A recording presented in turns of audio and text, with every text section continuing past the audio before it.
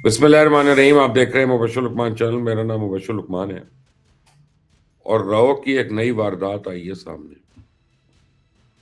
Greater Bangladesh का नक्शा जारी करने वाला तालिब इल्म रहनुमा जो है वो कत्ल हो चुका है। ढाका में पुरतशद्दुद मुजाहरे हो रहे हैं और शेख मुजीबुर रहमान के घर में तोड़ फोड़, बॉयकॉट इंडिया के नारे लग रहे हैं। इंडिया में हिजाब पर पाबंदी आयद करने की तैयारी है और बिहार के वजीर आला नीतीश कुमार ने नया ड्रामा शुरू कर दिया। अफगानिस्तान से एक और दहशतगर्द हमला और पाकिस्तान को दाइश के खिलाफ बहुत बड़ी कामयाबी मिल गई। इन सारी खबरों को आज इसी वीलॉग में आप सुनेंगे। भारत की खुफिया एजेंसी रॉ ने जिस तरह कनाडा में सिख रहनुमा प्रदीप सिंह निज्जर को किराए के कातलों के जरिए कत्ल कराया ना, जिस तरह अमेरिका में सिख फॉर जस्टिस के गुरपवंत सिंह पन्नू के कत्ल की साजिश रचाई और जिस तरह पाकिस्तान में 20 अफराद की टारगेट किलिंग की, बिल्कुल उसी तरह रॉ के एजेंट्स ने ढाका में तालिब इल्म रहनुमा शरीफ उस्मान हादी की टारगेट किलिंग की है। उस्मान हादी को 11 दिसंबर को मस्जिद के बाहर निशाना बनाया गया और इस हमले में एक गोली इनकी कनकटी के करीब सर में लगी। उसकी वजह से वो मुसलसल कोमे में थे और कल रात सिंगापुर अस्पताल में इनका इंतकाल हो गया। उस्मान हादी का जुर्म क्या था? जुर्म यह था कि पिछले दिनों उन्होंने ग्रेटर बांग्लादेश का एक नक्शा जारी किया जिसमें भारत की 7 मशरकी रियासतें यानी 7 सिस्टर्स को बांग्लादेश का हिस्सा दिखाया गया।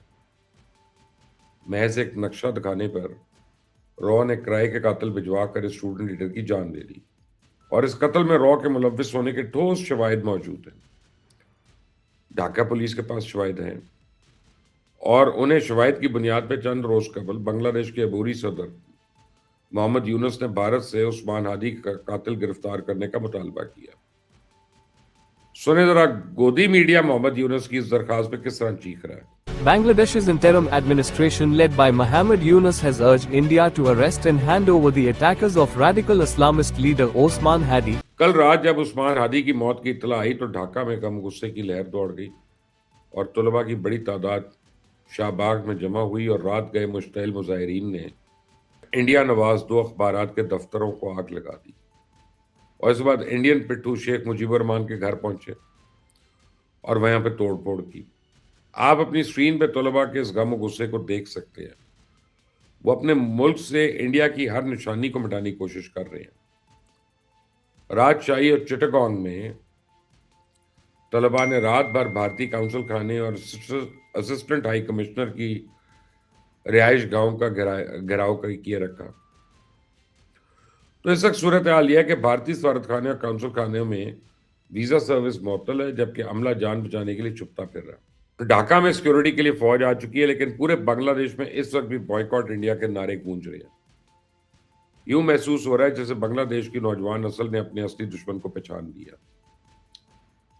भारत में खवातीन के नकाब पे पाबंदी आयद करने की तैयारियां शुरू हो गई हैं और उत्तर प्रदेश के दारुल हुकूमत और तारीखी शहर लखनऊ में विश्व हिंदू प्रसाद नामी एक इंतहा पसंद जमात ने एक रैली निकाली है।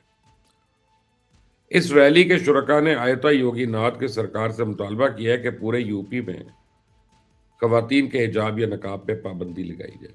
तो शैतान मोदी के मक्कार चेले योगी आदित्यनाथ ने पहले ही यूपी में बसने वाले मुसलमानों की जिंदगी जेरन कर रखी है।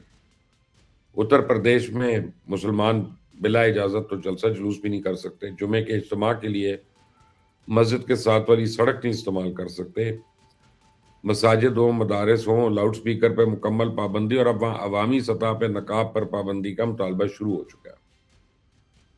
तो मैं समझता हूँ बिहार के वज़ीर आला नीतीश कुमार ने सिर्फ इसलिए खातून डॉक्टर का नकाब खींचा था ताकि इस मुद्दे पर लोगों को सड़कों पर लाया जा सके। लखनऊ में निकलने वाली रैली जो है इस बात का सबूत है कि वो अपने मज़ूम मकासद में कामयाब रहा और आने वाले दिनों में हो सकता है आप देखें कि भारत में नकाब पर पाबंदी के लिए जलसे जुलूस और रैलीज का सिलसिला जरा जोर पकड़ ले। तो बिहार के वजीर आला नीतीश कुमार ने अपनी बेहुदा हरकत के जरिए एक बहस को जन्म देना था, वो काम इसने कर लिया। अब ये शैतान का चेला शोर मचा रहा है कि इसकी जान को खतरा है क्योंकि सोशल मीडिया पे लोग उसको जान से मारने की धमकियां दे रहे हैं। आप देखें बिहार की पुलिस ने इस खातून डॉक्टर की दाद रसी के लिए अभी तक कुछ नहीं किया जिसका भरी महफिल में नकाब खींचा गया था। लेकिन नकाब खींचने वाले को ना सिर्फ इजाफी सिक्योरिटी फराहम की गई है, बल्कि आईजी पटना की सरबराही में एक इंक्वायरी कमीशन भी बन गया जो इन धमकियों के मामले की तहकीकात करेगा। आईजी पटना को इस पर जांच के लिए मैंने दिया है। फर्दर अभी कोई जानकारी इस पर नहीं मिली है। जो भी सोशल मीडिया पोस्ट पे आया है उस पर आईजी पटना इस पर पूरी जानकारी प्राप्त कर रहे हैं। अब होगा ये कि बिहार में जो कोई भी इस खातून के हक में आवाज उठाएगा, पुलिस उसको वजीर आला को धमकाने के इल्जाम में धर लेगी। और ये इंक्वायरी कमेटी बनाई इसलिए है ताकि पूरे बिहार में नीतीश कुमार के खिलाफ कोई एहतजाजी मुजाहरा ना हो, खवातीन के हकूक के लिए काम करने वाली कोई एनजीओ सड़कों पे ना आए, मुसलमानों की नुमाइंदा जमात अपने हकूक के लिए कोई आवाज ना उठाए। और मुझे यकीन है कि मोदी सरकार हिंदुस्तान में हिजाब, नकाब और बुर्के के इस्तेमाल पर पाबंदी लगाने वाली है। यूपी और बिहार में पेश आने वाले वाकयात इसी सिलसिले की कड़ी। इस वक्त पूरे भारत में सिर्फ मकबूजा जम्मू कश्मीर ही एक ऐसी रियासत है जहां वजीर आला एक मुसलमान है। और जो सवाल मैंने कल भारतीय जनता से पूछा था ना, आप समझे, आप उसी से मिलता जुलता एक सवाल उमर अब्दुल्ला से भी पूछ रहे हैं लोग बीजेपी के। जो बीजेपी से तो आप यही उम्मीद करोगे ना, अगर ये हरियाणा या राजस्थान में किसी हिंदू औरत की घूंघट होती और मैंने उतारा होता, क्या बीजेपी वाले यही कहते? मुझे यकीन है कि बीजेपी के पास उमर अब्दुल्ला के सवाल का कोई जवाब ना हो, और बीजेपी की तरह उनके इत्तेहादी तालिबान रजीम के पास पाकिस्तान के सवालों का कोई जवाब मौजूद नहीं। अभी पिछले हफ्ते अफगानिस्तान के उलमाए कराम ने पाकिस्तान में हमलों को हराम करार दिया, और पिछले हफ्ते तालिबान रजीम ने ऐलान किया कि अफगानिस्तान में अब किसी गिरोह ने अगर हमसाया मुल्क पर हमला किया तो फिर हम इस गिरोह के खिलाफ कार्रवाई करेंगे। और परसों तालिबान का वजीर सेहत तवील दौरे पर दिल्ली पहुंचा, और आज शुमाली वजीरिस्तान में दहशतगर्दों ने खुदकश हमला कर दिया।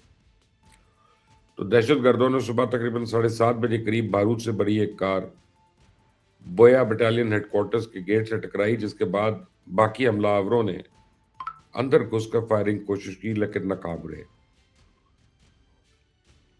इस हमले की जिम्मेदारी हाफिज गुल बहादुर ग्रुप से मुंसलिक एक धड़े ने कबूल की। आप अपनी स्क्रीन पर इस गिरोह का जारी करदा एलामिया भी देख सकते हैं। पूरी दुनिया जानती है कि हाफिज गुल बहादुर का ग्रुप अफगानिस्तान में है और आलमी दहशतगर्द ग्रुप्स के साथ इसके करीबी रवाबित है। और मैं दावे से कहता हूं कि इस हमले के फुटप्रिंट्स भी अफगानिस्तान से मिलेंगे। लेकिन तालिबान रजीम हमेशा की तरह टाल मटोल से काम लेगी और कभी अपनी सरजमीन पर दहशतगर्दों के कैंप्स का सफाया नहीं करेगी, क्योंकि दहशतगर्दी के कैंप उनकी अब आमदनी का जरिया, और तालिबान रजीम का यही मुनाफिकाना रवैया अब पाकिस्तान दुश्मनी नहीं है तो और क्या है। और अफगानिस्तान में मुकीम दहशतगर्दों के आए रोज खुदकश हमले पाकिस्तान के खिलाफ खुली जंग नहीं है तो और क्या है। तो मैं आपको बताऊं कि इस तरह के बुज़दिलाना हमले पाकिस्तान के तो हौसले नहीं तोड़ सकते।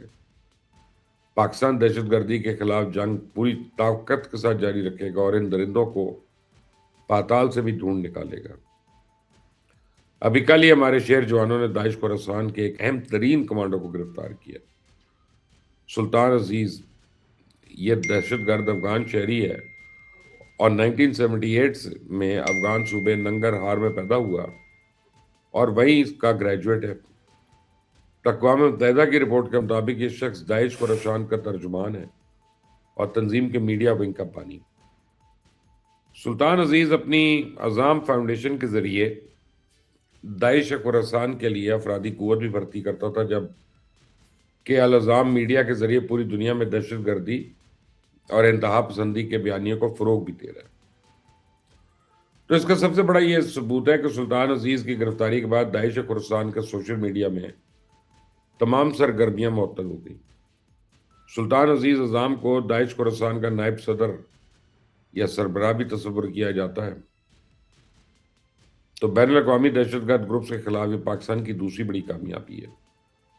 इससे पहले पाकिस्तान के इंटेलिजेंस अदारे शरीफुल्लाह मुजाहिद जैसे खतरनाक मतलूबा दहशतगर्द को पकड़कर अमेरिका के हवाले कर चुके हैं। आप क्या समझते हैं कि पाकिस्तान को अफगानिस्तान के खिलाफ हतमी तौर पे क्या करना चाहिए? मुझे कमेंट्स अपनी राय लिख के भेजिएगा। इस चैनल को सब्सक्राइब करें, बेल आइकॉन को प्रेस करें। अल्लाह हाफिज़।